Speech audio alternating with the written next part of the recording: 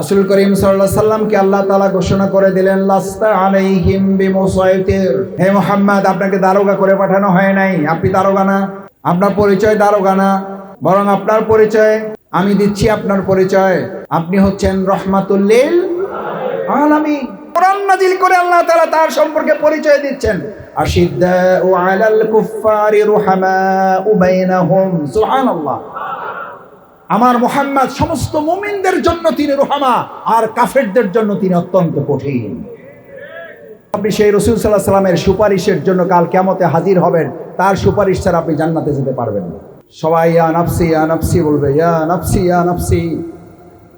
হযরত ইব্রাহিম আলাইহিস সালাম ইয়া নাফসি ইয়া নাফসি, হযরত মুসা আলাইহিস সালাম ইয়া নাফসি ইয়া নাফসি, হযরত ঈসা আলাইহিস সালাম ইয়া নাফসি ইয়া নাফসি, হযরত মুসা আলাইহিস সালাম ইয়া নাফসি ইয়া নাফসি,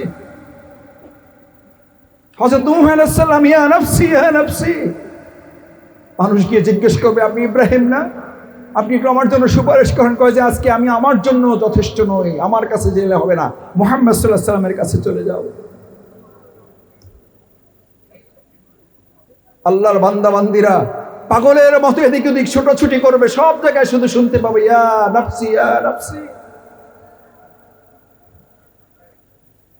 ইসহাক ভাইয়ের সাথে তার সন্তানের দেখা হবে, বলবে, বাবা জান আজকে আমার জন্য আপনি কিছু একটু করেন, আমি আপনার ছেলে।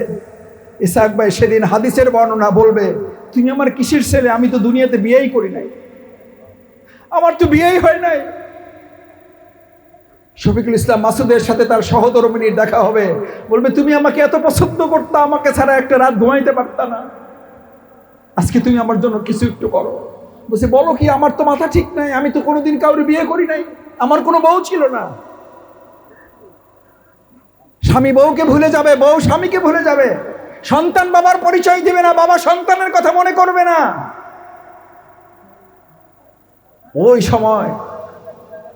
ওই সময় ময়দানের এক কোণা থেকে একটা আওয়াজ, একটা শব্দ বিপদগ্রস্ত এই বান্দা বান্দির কানে চলে আসবে, ইয়া উম্মতি ইয়া নাফসি ইয়া উম্মতি ইয়া উম্মতি। আল্লাহ আমার উম্মতকে বাঁচান। লোকেরা দলে দলে সেখানে চলে যাবে। কে বলতেছে ইয়া উম্মতি? উম্মার কথা কে চিন্তা করতেছে? একজন। কে সে? সবাই দৌড়ে যাবে, গিয়ে দেখবে সে হচ্ছে আমাদের প্রিয় নবী মুহাম্মদ আহমদ হযরত মুস্তাফা মুহাম্মদুর রাসূলুল্লাহ সাল্লাল্লাহু আলাইহি ওয়াসাল্লাম।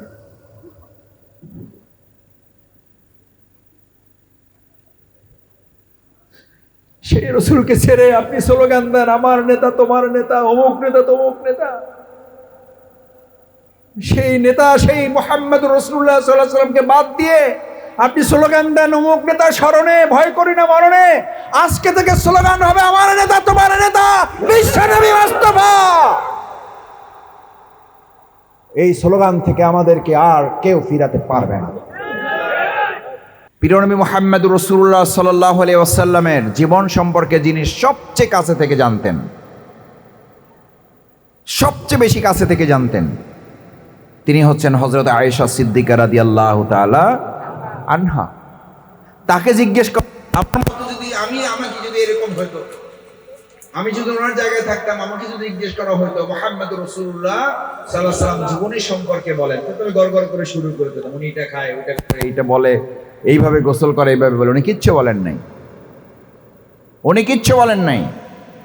উনি ছোট্ট একটা কথা বলেছেন, যদি সিরাত জানতে চান, তোমার মুহাম্মদুর রাসূলুল্লাহ সাল্লাল্লাহু আলাইহি ওয়াসাল্লামের জীবন যদি জানতে চাও, ইকরাউল কোরআন। বলেন, বাম পাশে জোরে বলেন, কি যে করতে হবে? তাহলে সিরাত জানতে হলে কি করতে হবে?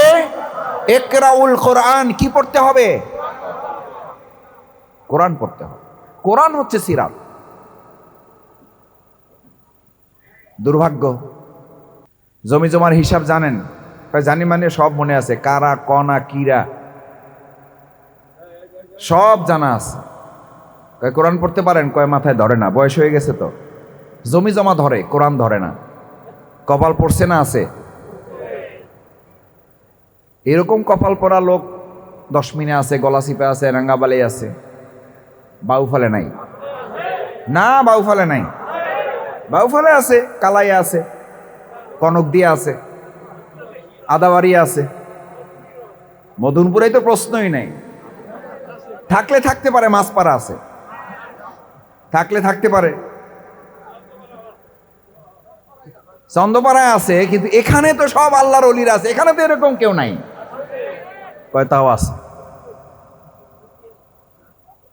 আমার ভাইয়েরা, মাহে রবিউল আউয়াল সিরাতের আলোচনা যদি করতে হয় তাহলে প্রথম সিদ্ধান্ত নিতে হবে আমরা শুধু শফিকুল ইসলাম মাসুদ আর আবুল বাশার হেলালি হাফেজাহুল্লাহর কাছ থেকে আমরা রাসূল সাল্লাল্লাহু আলাইহি ওয়াসাল্লামের জীবনী জানতে চাই না। আমরা জীবনী জানার জন্য আজকের মাহফিলের সবচেয়ে শুরু এবং শেষ কথা হচ্ছে, সবচেয়ে কম এবং বড় গুরুত্বপূর্ণ কথা হচ্ছে, আমরা আজকে থেকে কোরআন পড়ার জন্য চেষ্টা করব। বাম পাশে কেউ বোঝা যায় নাই না? আমরা আজকে কি পড়ার সিদ্ধান্ত নিলাম? সবাই কোরআন শুদ্ধ করে পড়ার চেষ্টা করব ইনশাআল্লাহ। পবিত্র মাহে রমজান আসতেছে 2026 সালের ফেব্রুয়ারিতে। আল্লাহ তাআলা সেই পর্যন্ত অন্তত হায়াতে তৈয়বা দান করুন। তার আগে থেকেই আমরা চেষ্টা করে কোরআন পড়ার জন্য সিদ্ধান্ত নিলাম। আল্লাহ আপনি কবুল করেন। কোরআন না জেনে আমাদের কাউকে আপনি মৃত্যু দিয়েন না। কোরআন না জেনে কবরে দিয়েন না। কোরআন না জানা ব্যক্তিকে অন্ধ করে কাল কিয়ামতের দিন উঠানো হবে। আল্লাহ আপনি আমাদেরকে অন্ধ করে উঠেন না। আমান আ'রাদা আন যিকরি ফাইন্না লাহু মাঈশাতান দানকা। কি কঠিন কথা, অথচ মানে আমার ব্রেনে আসতেছে না, চিন্তায় নাই। আমান আ'রাদা আন যিকরি, যিকরি মানে জিকির, স্মরণ না। জিকির মানে লা ইলাহা, পড়েন লা ইলাহা ইল্লাল্লাহ, লা ইলাহা ইল্লাল্লাহ। কি জিকির করেন ভাই, একটু জোরে মন লাগায়া, মনোযোগ দিয়া, দিলে ধাক্কা দিয়া। লা ইলাহা ইল্লাল্লাহ, লা ইলাহা ইল্লাল্লাহ, লা ইলাহা ইল্লাল্লাহ, লা ইলাহা ইল্লাল্লাহু মুহাম্মাদুর রাসূলুল্লাহ। এই জিকিরের গুরুত্ব আছে, কিন্তু যে জিকিরের কথা কোরআন বলছে সেই জিকিরের নাম হচ্ছে মহাগ্রন্থ আল কোরআন। আমান আ'রাদা আন যিকরি, এই কোরআনকে তোমরা যারা উপেক্ষা করছো মানে এটা পড়ো নাই, দেখো নাই, জানো নাই, বুঝো নাই, এর অর্থ জানো নাই, এখানে তোমাকে কি করতে বলা হয়েছে এটা পাত্তাও দাও নাই, এটা বুঝারও চেষ্টা করো নাই, জানারও চেষ্টা করো নাই, এটা বাস্তবায়নেরও চেষ্টা করো নাই, এটা মানারও চেষ্টা করো নাই, কাউকে মানানোরও চেষ্টা করো নাই। এটার আলোকে একটা সমাজ রাষ্ট্র পরিবর্তনের চিন্তা তো পরের কথা, নিজের জীবনেই কোরআনকে পরিবর্তনের জন্য নিজের জীবনকেই, কোরআনকে নিজের জীবনে বাস্তবায়নের চেষ্টা করো নাই। আমান আ'রাদা আন যিকরি ফাইন্না লাহু মাঈশাতান দানকা ওয়া নাহশুরুহু ইয়াওমাল কিয়ামাতি আ'মা। সুবহানাল্লাহ। কোরআন জানবে না, বুঝবে না, পড়বে না, কাল কিয়ামতের দিন তাকে অন্ধ করে উঠানো হবে। কিয়ামতের দিন অন্ধ হয়ে উঠতে চান কে কে হাত জাগান, তাও দেখবেন 4-5 জন পাবেন। দেখেন ডানে, দেখেন কিয়ামতের দিন অন্ধ হয়ে উঠতে চান কে কে? উঠতে চান না কেউ কেউ, কিন্তু কোরআন পড়তে পারেন কয়জনে জিজ্ঞেস করে হাত জাগাইতে বললে তো হাতে একটাও বাকি থাকবে। কোরআন শুদ্ধ করে পড়তে পারেন, অর্থ জানেন, অর্থ বুঝেন, পড়ার চেষ্টা করেন। সকাল বেজা ফজরের নামাজ মসজিদে আসেন, জামাতে পড়েন, ঘরে ফেরার পর কোরআন তেলাওয়াত করেন, মসজিদে এসে কিছু সময় অপেক্ষা করেন, অপেক্ষা করার সময় কোরআন নামায় একটু পড়েন। সিরাত জানি, সিরাত জানতে চাই, অথচ মহাগ্রন্থ আল কোরআন আমাদের ঘরে কোথায় রাখা? দোতলায়, 3 তলায় না 4 তলায়? কয় তলায় রাখা? 4 তলায়। কি দোতলায়? চঙ্গা দিয়া, মই দিয়া নামানো যায় না। মই দিয়ে নামাইতে হয়। এত গুরুত্বপূর্ণ গ্রন্থ, এটা কি কাছাকাছি রাখা যায়? এটা কোথায় রাখতে হবে? একদম উপরে, জানো কেউ মারা না গেলে অন্তত আর এই কোরআনের কাছে আমাদের যাইতে। আমরা কোরআনের কাছে যাই কখন? কথা বলেন না কেন? তাও নিজে পড়ার জন্য না, ওই যে ভাড়া করে নিয়ে আসছে হুজুর। কি করে নিয়ে আসছে? ভাড়া করে নিয়ে আসছে। মরছে নিজের বাপ, মরছে নিজের মা, কোরআন পড়াইতে বসাই দিতেছে এতিমখানার হাফেজ এতিমদেরকে। তোমার চেয়ে বিশ্ব এতিম পৃথিবীতে আর কেউ নাই, তোমার চেয়ে বড় হতভাগা পৃথিবীতে আর কেউ নাই, তোমার চেয়ে কপাল পোড়া পৃথিবীতে আর কেউ নাই। তোমার মা মরেছে, তোমার বাবা মরেছে, তোমার নসিব হয় না কোরআনটা সামনে নিয়ে 2 খতম কোরআন পড়ার, একটু সূরা ইয়াসিন পড়ার, একটু সূরা রহমান পড়ার, একটু সূরা মুলক পড়ার। তোমার কপাল পড়ে নাই, শুধু তোমার জীবনটা শেষ হয়ে গিয়েছে। শেষ। তুমি কিসের ডাক্তার, কিসের ইঞ্জিনিয়ার, তুমি কিসের ফ্ল্যাটওয়ালা, কিসের বাড়িওয়ালা, তুমি কি যায় আসে এসবে? তোমার বাবার মায়ের কোরআন খতম দেওয়ার জন্য যদি হাফেজ ভাড়া করতে হয়, হাফেজ ভাড়া করেন। আমি বলছি না আপনি হাফেজ ভাড়া করেন না, কিন্তু আপনার নেতৃত্বে ওই হাফেজরা কোরআন পড়বে। আর আমি দেখেছি আমার চোখের সামনে হাফেজরা, ইয়াতিমরা কোরআন পড়তেছে, আর ছেলে বন্ধু বান্ধব আসছে তাদের সাথে চেয়ার গোল করে বসে গল্প করতেছে। আছে না নাই?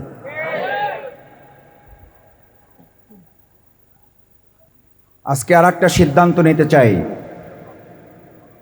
আমার মা, আমার বাবা পৃথিবী থেকে কে আগে চলে যাবেন? আমার সন্তান না আমি, না আমার সন্তান, না আমার ভাই, না আমার চাচা, কে চলে যাবেন আমরা এটা জানি না। এটা কে জানেন?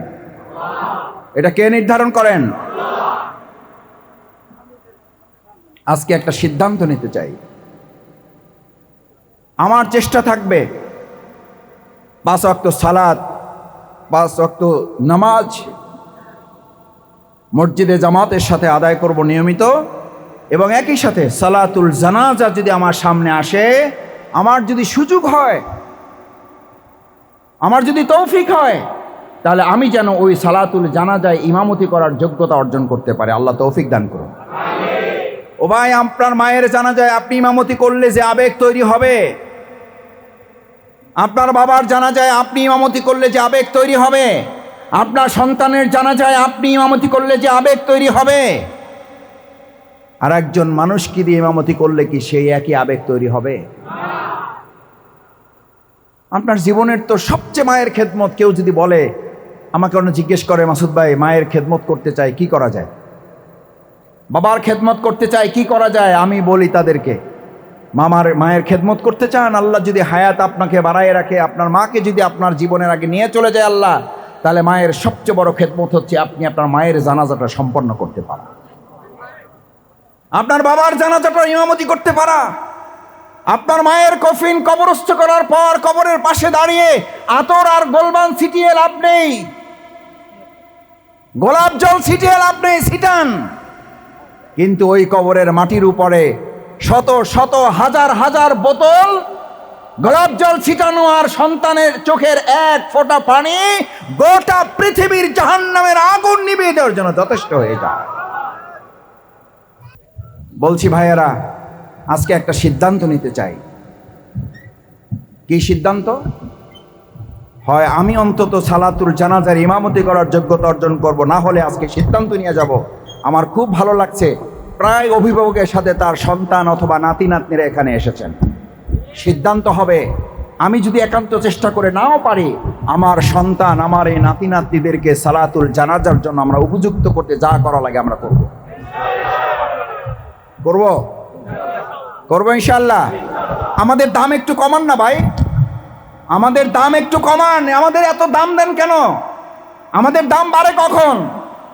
যখন হুজুর মিলাদ পড়াইতে আসে না, যখন জানাজায় লোক পাওয়া যায় না। আপনারাই তো বলেন অমুক হুজুরের কথা পছন্দ হয় নাই, ওনারে জানাজায় নেব না। আপনি হুজুরের জানাজা নেবেন কেন? আপনি তো আপনার মায়ের জানাজা, বাবার জানাজা, ভাইয়ের জানাজা, বোনের জানাজার ইমামতি আপনি নিজে করার জন্য প্রস্তুতি গ্রহণ করবেন। এটা হচ্ছে সিরাত।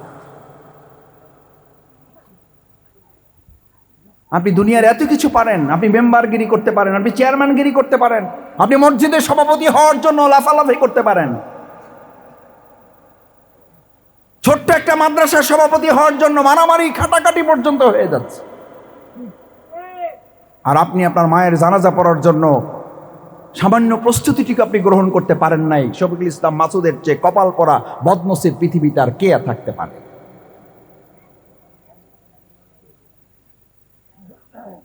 এটার জন্য সন্তানদেরকে বিজ্ঞান, কোরআন শিখাইতে হবে। কি শিখাইতে হবে? সিরাত কি জানবেন? বিসমিল্লাহির রহমানির রহিম। লাকাদ কানা লাকুম ফি রাসূলিল্লাহি উসওয়াতুন হাসানাহ। আল আখির। সাদাকাল্লাহুল আযীম। আল্লাহ তাআলা বলেন, আমি তোমাদের জন্য আদর্শ করে দিচ্ছি, অনুকরণীয় আদর্শ। অনুকরণ করতে হবে, বাধ্য, ফরজ। কে করে দিয়েছেন? না হেলালি সাহেব? এই যে জামাতের আমির বাউফল উপজেলা এসআইক সাহেব করে দিয়েছেন। কে করে দিয়েছেন? লাকাদ। আমার দুইজন শিক্ষক, লা এবং কদ দুইটা যে কোনো একটা দিলেই ওটা তাগিদ হয়ে যায়, ওটা নিশ্চিত হয়ে যায়। আর দুইটা যোগ করা হয়েছে। লাকাদ নিশ্চিতভাবে। কানা লাকুম ফি রাসূলিল্লাহি উসওয়াতুন হাসানাহ। তোমাদের জন্য আদর্শ, অনুকরণীয় আদর্শ হচ্ছে প্রিয় নবী মুহাম্মদুর রাসূলুল্লাহ সাল্লাল্লাহু আলাইহি ওয়াসাল্লাম। আদর্শ যদি রাসূল করিম সাল্লাল্লাহু আলাইহি ওয়াসাল্লাম হয়, তাহলে আমাদের ক খ সরেয়া 1 2 ABCD এগুলো শেখার জন্য আমরা একটা ছোট সময় বই ব্যবহার করতাম। বইয়ের নাম কি?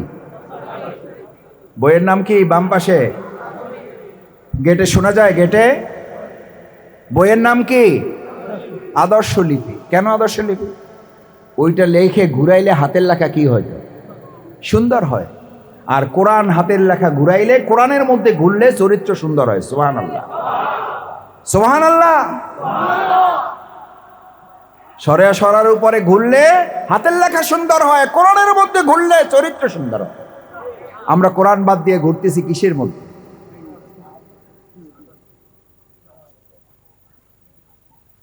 আমার দুজন শিক্ষক, আরো শিক্ষকরা এখানে আছেন, তাদেরকে সাক্ষী করে বলি, স্কুল কলেজ তো বাদই দিলাম, মাদ্রাসায় পড়েই বলতেছি, শ্রদ্ধেয় শিক্ষকদের প্রতি সম্মান রেখে বলতেছি। আদর্শ যেখানে আমাদেরকে কোরআন নির্ধারণ করে দিয়েছে, তোমার আদর্শ, তোমার লক্ষ্য, তোমার উদ্দেশ্য প্রিয় নবী মুহাম্মদুর রাসূলুল্লাহ সাল্লাল্লাহু আলাইহি ওয়াসাল্লাম। এখন আদর্শ হিসাবে আমার জীবনের উত্তম আদর্শ কি?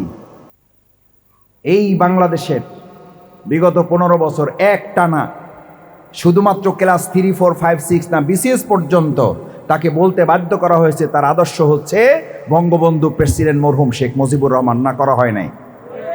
এটা না বললে চাকরি হইতো না, এটা না বললে BCS এ টিকতো না। ওর BCS হয়েছে, ওর ইমান থাকছে না। জিজ্ঞেস করা হয়েছে তোমার জীবনে আদর্শ মানুষের নাম বলো, জিজ্ঞেস করা হয়েছে না হয় নাই? সে আদর্শ মানুষের নাম কি বলছে? মরহুম প্রেসিডেন্ট বঙ্গবন্ধু। শুধু প্রেসিডেন্ট শেখ মুজিবুর রহমান বললেও হবে না, সাথে আরো বলতে হবে জাতির জনক।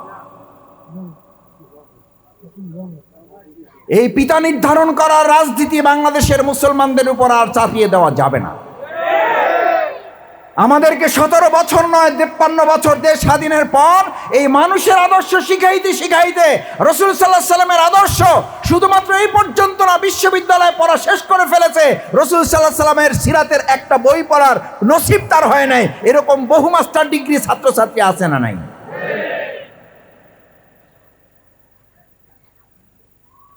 আজকে এখানে যদি জিজ্ঞেস করে আপনাদেরকে সময় নষ্ট করব না, হাত জাগাইতেও বলবো না, বলেন প্রিয় নবী মুহাম্মদুর রাসূলুল্লাহ সাল্লাল্লাহু আলাইহি সাল্লামের জন্ম তারিখ কবে? বলার দরকার নাই। যদি জিজ্ঞেস করি মুহাম্মদুর রাসূলুল্লাহ সাল্লাল্লাহু আলাইহি সাল্লামের মায়ের নাম বলেন, রাসূল করিম সাল্লাল্লাহু আলাইহি সাল্লামের বাবার নাম বলেন। যদি জিজ্ঞেস করি মুহাম্মদুর রাসূলুল্লাহ সাল্লাল্লাহু আলাইহি সাল্লাম কত সালের কত তারিখ ইন্তেকাল করেছেন বলেন। যদি জিজ্ঞেস করি মুহাম্মদুর রাসূলুল্লাহ সাল্লাল্লাহু আলাইহি সাল্লামের জীবনে কতগুলো যুদ্ধ করছেন, কয়েছে ভাই যুদ্ধ টুদ্ধ কি, এগুলো বলেন কি? এগুলো তো আবার জঙ্গি। রাসূল সাল্লাল্লাহু আলাইহি সাল্লাম নামাজ পড়ছেন, যুদ্ধ তো করেন নাই। 2-1টা করছে একেবারে বাধ্য হইয়া, 2-1টা করছে বাধ্য হইয়া, ঠেলায় পড়ে করছে। এমপি হওয়ার জন্য, মন্ত্রী হওয়ার জন্য, ক্ষমতা দখলের জন্য, আল্লাহর জমিনে আল্লাহর দ্বীন প্রতিষ্ঠা করার জন্য রাসূল করিম সাল্লাল্লাহু আলাইহি ওয়াসাল্লাম নিজে 27টা যুদ্ধের নেতৃত্ব দিয়েছেন। আপনি কাল কিয়ামতের দিনে সেই রাসূলের সুপারিশ আশা করেন? আপনি কতটা যুদ্ধে অংশগ্রহণ করেছেন এটা আপনার বিবেকের কাছে প্রশ্ন করতে হবে।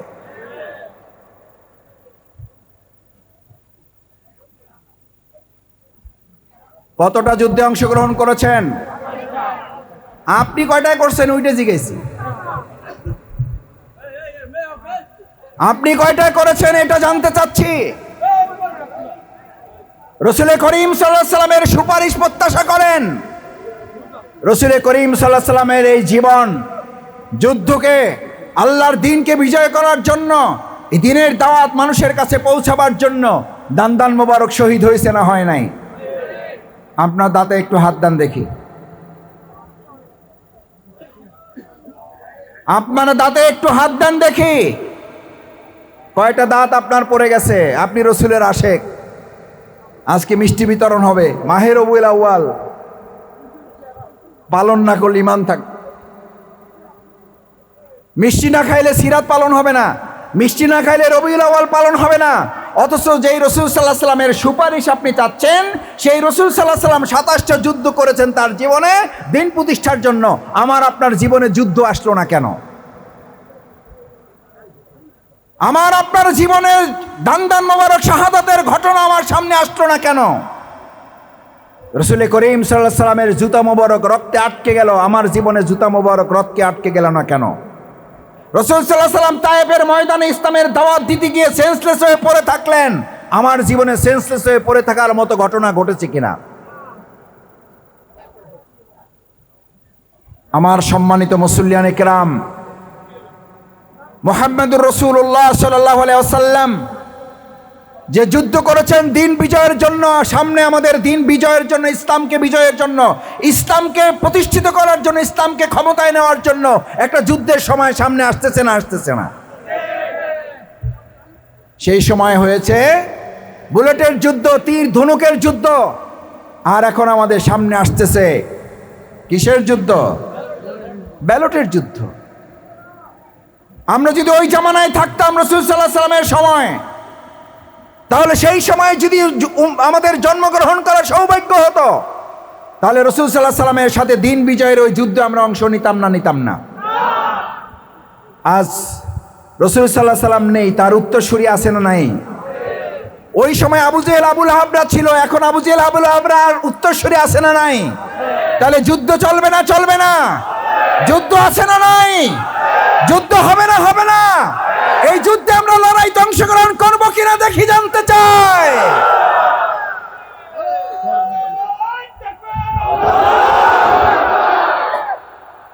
আমার সম্মানিত মুসল্লিয়ানে কেরাম, ভাই এবং বন্ধুগণ, আমি ওয়াজ আজকে বাংলাদেশের অন্য কোনো প্রান্তে করছি না, আমি বাউফলে করছি।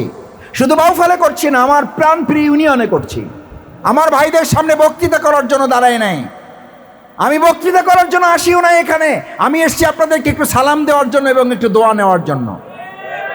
আপনারা কি আমাকে একটু দোয়া করবেন আল্লাহর রাস্তে? আমার কোনো ভুল ভ্রান্তি থাকলে আমাকে একটু মাফ করবেন আপনারা। আমার বাবা অধ্যাপক সিরাজউদ্দিন খান, আমার বাবা চেষ্টা করেছেন আমাদেরকে এই রাসূল সাল্লাল্লাহু আলাইহি ওয়াসাল্লামের সিরাতের উপরে আমাদের জীবনটাকে গঠন করার জন্য।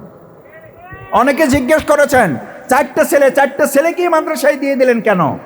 কয় যে ওরা মাদ্রাসায় পড়ার পর যদি ওরা দুনিয়ায় কিছু করতে পারে করবে, মাদ্রাসায় পড়ার পরে কেউ শেষ হয়ে যায় না, মাদ্রাসার পড়ার পরেই তারা সম্মানিত হয়। আমার ভাইয়েরা, আজকে বর্তমান সময়ে আমাদের সন্তানদেরকে মাদ্রাসায় পড়ানোর আগ্রহ বেড়েছে আলহামদুলিল্লাহ। এখানে যারা আছেন, আমরা কি সিদ্ধান্ত নেব আমাদের সন্তানদেরকে আমরা মাদ্রাসায় পড়াইলেও, মাদ্রাসায় না পড়াইলেও পারিবারিকভাবে রাসূল সাল্লাল্লাহু আলাইহি ওয়াসাল্লামের জীবনী আমরা তাদেরকে শেখানোর চেষ্টা করব? ইনশাআল্লাহ করব। কারণ এখানে আলোচনা করে সারা রাত না, 2 দিন 3 দিন আলোচনা করে রাসূল সাল্লাল্লাহু আলাইহি ওয়াসাল্লামের জীবনী শেষ করা যাবে না। রাসূল করিম সাল্লাল্লাহু আলাইহি ওয়াসাল্লামের লজ্জাশীলতা কেমন ছিল? আজকে তো আমাদের সমাজে লজ্জা উঠেই গেছে, লজ্জা নাই, শরম নাই, যে যাকে যা খুশি বলে দিচ্ছি। অথচ মুহাম্মদুর রাসূলুল্লাহ সাল্লাল্লাহু আলাইহি ওয়াসাল্লাম যখন পাথর বহন করতেছেন লোকেরা। রাসূল সাল্লাল্লাহু আলাইহি সাল্লাম পাথর বহন করার জন্য তার পরনের যে লুঙ্গি, সে সময়ের লোকেরা তো ম্যাক্সিমাম উলঙ্গ অবস্থায় কাজবাজ করত। রাসূল সাল্লাল্লাহু আলাইহি সাল্লাম হাঁটুর উপরে কাপড় উঠাতে চাইতেন না। রাসূল সাল্লাল্লাহু আলাইহি সাল্লামের কেউ জোর করে তার পরনের কাপড় ফলে মাথায় দিয়ে দিয়েছে, বলছে যে তোমার তো ইট বহন করতে মাথায় লাগতেছে, তুমি পরনের কাপড়টা কি করো, মাথায় বাঁধো। পরনের কাপড়টা মাথায় বাঁধার সাথে সাথে আমার নবী, প্রিয় নবী মুহাম্মদুর রাসূলুল্লাহ সাল্লাল্লাহু আলাইহি সাল্লাম বেহুশ হয়ে পড়ে গেলেন, বেহুশ হয়ে পড়ে গেলেন। ডাক্তার কবিরাজ তৎকালীন সময় যা পাওয়া যায় সব নিয়ে আসা হয়েছে, কেউ মুহাম্মদুর রাসূলুল্লাহ সাল্লাল্লাহু আলাইহি সাল্লামের সেন্স ফিরাইতে পারতেছেন না। মহান আল্লাহ সুবহানাহু ওয়া তাআলা মানুষ রূপে জিবরাইল আমিনকে পাঠিয়ে দিলেন, এদেরকে গিয়ে বলো গোটা দুনিয়ার চিকিৎসা ব্যবস্থাকে যদি পাটায় বাইটে তাকে খাওয়ানো হয় তাতে তার সেন্স ফিরবে না, তাকে সেন্স ফিরাইতে হলে তার মাথার কাপড় তার পরনে পরাইয়া দাও, তার সেন্স চলে আসবে। আল হায়া শুবাতুম মিনাল ঈমান, লজ্জা থাকতে হবে। আমি একজনকে কটু কথা বলবো, আমার লজ্জা থাকতে হবে, আমার শরম থাকতে হবে। আজকে বলা হয় লজ্জা শরম তো ও তো বহু আগে মারাই গেছে, লজ্জা শরমের মা এখন পৃথিবী থেকে বিদায় নিয়ে নিছে, অথচ লজ্জা শরম বলা হয়েছে ঈমানের শাখা। রাসূল করিম সাল্লাল্লাহু আলাইহি সাল্লাম সবাইকে নিয়ে কিভাবে চলতেন আদর্শ দেখেন। কাবার পাথর নির্মাণ করা হবে, পাথর রাখা হবে, পাথর রাখার সিদ্ধান্ত হয়েছে, মর্যাদাপূর্ণ পাথর সমস্ত গোত্রের লোকেরা রাখতে চায়। সবাইকে নিয়ে চলা, সবাইকে নিয়ে চলতে হবে। অমুকের পছন্দ হয় না, আপনি এলাকায় থাকবেন না। কালকে অমুকের দলে গেছিলেন কেন, আপনি আমার বাড়িতে থাকতে পারবেন না, আমার এলাকায় ঢুকতে পারবেন না, এই কথা বলার লোক আমাদের এলাকায় আছে না নাই? মুহাম্মদুর রাসূলুল্লাহ সাল্লাল্লাহু আলাইহি ওয়াসাল্লামের উম্মত যদি হয়ে থাকে, আপনি আপনার মত পছন্দ হইতেও পারে, নাও হইতে পারে, আপনার অমুক দল ভালো লাগতে পারে, নাও লাগতে পারে, আপনার অমুক দলের বক্তব্য পছন্দ হইতেও পারে, নাও হইতে পারে, কিন্তু আপনি ক্ষমতা দেখাবেন, শক্তি প্রয়োগ করবেন, জোর খাটাবেন, প্রভাব বিস্তার করবেন, অন্যায়ভাবে জুলুম করবেন। এই শক্তি প্রয়োগের দিন শেষ হয়ে গেছে, মানুষের ভালোবাসার দিন এখন শুরু হয়ে গেছে। আমি মাঝে মধ্যে শুনতে পাই আমার মদনপুরাতেও নাকি কেউ কেউ মোবাইলে হুমকি দেয়, মোবাইলে ধমক দেয়, মোবাইলে মেসেজ দেয়, তোমাকে দেখে নেওয়া হবে, তুমি অমুক জায়গায় গেছিলা, তুমি এই এলাকায় আর ঢুকতে পারবে না, তুমি অমুকের সাথে মিটিংয়ে ছিলা। অথচ রাসূল করিম সাল্লাল্লাহু আলাইহি ওয়াসাল্লাম সকল গোত্রপতিকে নিয়ে এসে বললেন, কাপড়ের মধ্যে পাথরটা তোলো, সবাই মিলে কাপড়ের চার কোণা ধরো, আমরা সবাইকে নিয়ে এই এলাকায় চলতে চাই। রাসূল সাল্লাল্লাহু আলাইহি ওয়াসাল্লামের সিরাতের একটা শিক্ষা নিয়ে যান। আমরা আমাদের প্রিয় মদনপুরা, আমাদের প্রিয় বাউফল, আমাদেরকে কেউ গালাগালি করলে আমরা গলাগলি করে কোলাকুলির মাধ্যমে সবাই কাঁধে কাঁধ মিলিয়ে আমরা বাউফলে চলবো ইনশাআল্লাহ। এটা কার সুন্নাহ? এটা কার সিরাত? রাসূলের সিরাত। সবাইকে নিয়ে চলতে হবে, সবাই মিলে বাংলাদেশ, সবাই মিলে বাউফল, সবাই মিলে মদনপুরা, পারবো ইনশাআল্লাহ। আপনি ধমক দিচ্ছেন কাকে? আমি কাকে ধমক দিচ্ছি? আপনার মতো এরকম বহু ধমক দেওয়াওয়ালা লোক এখন কবরে হাড্ডি গুড্ডিও খুঁজে পাওয়া যাবে না। আপনার মতো এরকম বহু, আমার মতো এরকম বহু ধমক দেওয়াওয়ালা লোক বর্ষার মধ্যে মারা গেলে তারপরে হাঁটুর সমান পানির মধ্যে তাকে রেখে দিয়ে আসা হচ্ছে। যদি বেশি অহংকার তৈরি হয় কবরের কাছে যাবেন, বেশি যদি ধমক দিতে ইচ্ছা করে গভীর রাতে কবরের পাশ দিয়ে হাঁটবেন। আমার সম্মানিত এলাকাবাসী, আমার প্রিয় তরুণ এবং যুবকেরা, বেশি ক্ষমতা দেখাইতে যায় না। হযরত লুকমান আলাইহিস সালাম তার সন্তানকে উপদেশ দিতে গিয়ে বলেছিলেন, ওয়ালা তামশি ফিল আরদে মারহান, এই জমিনে অহংকার ভরে চলো না। তুমি যেই জমিনে অহংকার করে চলো, এই জমিনের উপরে এখন আছো, শ্বাসটা বন্ধ হয়ে গেলে একটু পরেই তোমাকে এই জমিনের নিচে চলে যেতে হবে। তোমার কত বড় স্পর্ধা, তুমি এই জমিনে অহংকার করে চলো। ইমাম গাজালি রাহিমাহুল্লাহ তাই বলতেন, তুমি যখন এক পা মাটির উপরে দেবা, এই মাটি তোমাকে বলে আমার থেকে তোমার জন্ম, এটা মনে রাখো। ডানে শোনা যায়, ডানে শোনা যায়। মাটি কি বলে? মাটি কি বলে? আমার থেকে তোমার জন্ম। যখন এক পা আপনি ফেলেন, ওই এক পা তুলে আর এক পা যখন ফেলেন, এই মাটি আপনাকে বলে, আপনি শুনতে পান না, এই মাটি আপনাকে বলে। প্রথমবার বলেছিল এই মাটি, মনে রাখো আমার থেকে তোমার জন্ম। এবার আর এক পা যখন ফেলেন, তখন এই মাটি আপনাকে বলে খুব দ্রুত তোমাকে আমার নিচে আসতে হবে। কিসের অহংকার, কিসের দিমাগ? রাসূল করিম সাল্লাল্লাহু আলাইহি সাল্লাম সাহাবীর কবর, সাহাবীর কফিন কবরের মধ্যে রেখেছেন। বলছেন আমার সবচেয়ে ভয় হয় এই কবর যদি তাকে মাফ না করে, আল্লাহ যদি তাকে না মাফ করেন, তাহলে কবরে রাখার পর কবর তাকে এমন চাপ দেবে, ডান পাশ থেকে চাপ দেবে, বাম পাশের হাড় ডান পাশে চলে আসবে, এমন চাপ দেবে ডান পাশের হাড় বাম পাশে চলে যাবে, অথচ এখান থেকে তাকে কেউ রক্ষা করার থাকবে না। সেই মাটিতে আপনি অহংকার করেন, সেই মাটিতে আপনি ধমক দিয়ে বেড়াচ্ছেন, সেই মাটিতে আপনি মানুষকে হুমকি দিচ্ছেন। আল্লাহ আমাদের সবাইকে হেদায়েত দান করুন। আমাদের সেই ধমকওয়ালা ভাইদের জন্য, ব্যক্তিদের জন্য আমরা দোয়া করি, আল্লাহ ওই ভাইদেরকে আপনি সিরাতের বুঝ দান করেন।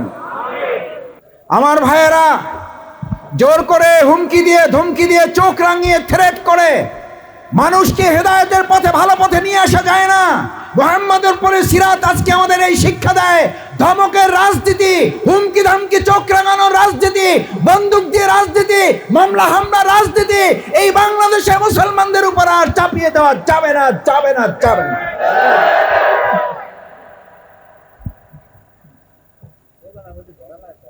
আমরা বাউফলে কি ধমক দিয়ে আমরা কাজ করব না ভালোবাসা দিয়ে? রাসূল সাল্লাল্লাহু আলাইহি সাল্লাম ধমক দিয়ে কাজ করেছেন না ভালোবাসা দিয়ে কাজ করেছেন? সম্মানিত মুসল্লিয়ানে কেরাম, আপনাদের কষ্ট বাড়াতে চাই না, আর দুটো কথা বলে শেষ করতে চাই। সেই মুহাম্মদুর রাসূলুল্লাহ সাল্লাল্লাহু আলাইহি সাল্লামের সুপারিশ পাওয়ার জন্য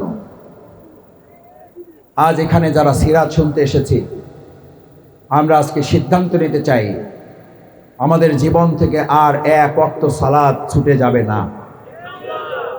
রাসূল করিম সাল্লাল্লাহু আলাইহি সাল্লাম জীবনের শেষ মুহূর্তে একদম মুমূর্ষ অবস্থা, সালাত, সালাত, সালাত। আমার উম্মাহ আর কিছু না পারো, সালাত নিয়ে আসো। এখন গুনাহ করেছে, আবার সালাত আদায় করো, এখন গুনাহ করেছে, আবার সালাত আদায় করো। সালাত আদায় করলে খুশি হন আল্লাহ, বেজার হয় কে? কারণ এই সালাতের মধ্যে কি আছে? সিজদা আছে। এই সিজদা করে নাই কে? ইবলিস। সিজদা না করার কারণে ইবলিস, আর সিজদা করার কারণে আলাকাদ কাররামনা বনি আদম। শুধু বনি আদম না, আল্লাহ তাআলা বনি আদম করে দিয়ে বললেন তোরে আমি সম্মানিত করে দিলাম। সুবহানাল্লাহ। কি করার কারণে? জোরে কন্যা, কি করার কারণে? কি করার কারণে? জোরে বলেন। সেই সিজদা জীবন থেকে বাদ যায়, খুশি হয় কে? শয়তান। সেই শয়তানকে খুশি করতে রাজি আছেন সবাই? তাহলে ফজর নামাজ কাজা করেন কেন? কেন ফজর কাজা করেন? ফজর কাজা হয় মানে আপনার কতগুলো সিজদা কাজা হয় হিসাব করেছেন? সিজদা তো দেয় না ইবলিস, আপনি সিজদা দিচ্ছেন না কেন? আপনার সিজদা জীবন থেকে চলে যাবে কেন? আপনার জীবন থেকে নামাজ চলে যায়, তার চেয়েও হিসাব করবেন আমার জীবন থেকে কি চলে যায়। সিজদা চলে যাচ্ছে, আমার জীবন থেকে আর সিজদা চলে যেতে দেব না। সিজদায় গিয়ে যতক্ষণ পারেন থাকবেন। রাসূল করিম সাল্লাল্লাহু আলাইহি সাল্লাম বলেন, আমার উম্মাহ যখন সিজদা দেয় তখন আল্লাহ তাআলা বলেন আমার বান্দা আর আমার সাথে মাঝখানে কোনো পর্দা নাই, আমার সাথে সরাসরি বান্দার কথা। সালাত, সালাত তো হচ্ছে সেটা। রাসূল করিম সাল্লাল্লাহু আলাইহি সাল্লাম এটাও সিরাত, মেরাজে গিয়েছেন। কোথায়? মেরাজ। কয়বার করছেন মেরাজ? রাসূল সাল্লাল্লাহু আলাইহি সাল্লাম মেরাজ কয়বার করছে? কয়বার? একবার। আর আপনার মেরাজ কয়বার? আপনার মেরাজ কয়বার? দিনে কয়বার? দিনে 5 বার। রাসূল সাল্লাল্লাহু আলাইহি সাল্লাম করেছেন জীবনে একবার আল্লাহ তাআলা রাসূল সাল্লাল্লাহু আলাইহি ওয়াসাল্লামের প্রতি খুশি হয়ে বললেন যে আমার উম্মার কি হবে? আল্লাহ তাআলা বলেন তোমার উম্মার তো হবে এইটা যে তোমাকে জীবনে একবার সুযোগ দিছি, আর তোমার উম্মারে আমি দিনে 5 বার সুযোগ করে দিলাম। মুমিনের জন্য সালাত কি? মিরাজ করার জন্য আজকে থেকে কারা কারা রাজি আছেন হাত জাগান। মিরাজ মানে কি? কার সাথে কথা বলা? আল্লাহর সাথে কথা বলতে রাজি আছো কে কে? আল্লাহর বান্দা হাত জাগায় দেখাও। আমার জীবন থেকে আর মিরাজ বাদ যাবে না। কার কার তরুণেরা হাত জাগায় দেখাও, তাকবীর দিয়ে বলো আমার জীবন থেকে আর মিরাজ বাদ যাবে না ইনশাআল্লাহ। আগে আল্লাহ তাআলা আমাকে আপনাকে সিরাতের মধ্যে, ইসলামের মধ্যে ঢোকার তৌফিক দান করেন। জোরে বলেন আমিন। আল্লাহ আপনাদের আব্বা আম্মাকে কবুল করুন। অসুস্থ থাকলে সুস্থতা দান করুন। ঋণগ্রস্ত থাকলে ঋণ মাফ করুন। মামলার কোনো ঘটনা থাকলে, মিথ্যা মামলা থেকে আমাদেরকে আল্লাহ খালাস করে দিন। পরিবারে অশান্তি থাকলে আল্লাহ দূর করে দিন। পরিবারটাকে জান্নাতের টুকরা বানিয়ে দিন। আমাদের সন্তান সন্ততিদেরকে চক্ষু শীতলকারী সন্তান বানিয়ে দিন। আমাদের স্ত্রী কন্যাদেরকে পর্দা করার তৌফিক দান করুন।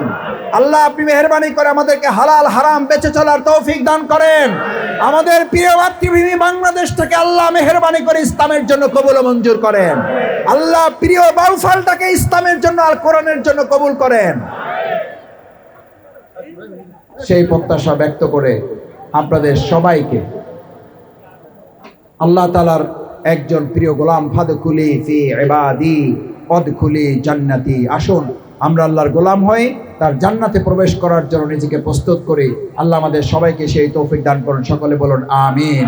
আসসালামু আলাইকুম ওয়া রাহমাতুল্লাহি ওয়া বারাকাতুহু। আজকের এই আয়োজন যারা কষ্ট করে করেছেন তাদের জন্য আল্লাহর কাছে দোয়া করে আপনাদের এই আয়োজন আল্লাহ তাআলা তার সন্তুষ্টির জন্য কবুল করুন। আল্লাহ তাআলা এই মসজিদকে কাল কিয়ামতের দিন নাজাতের ওসিলা হিসেবে কবুল করুন।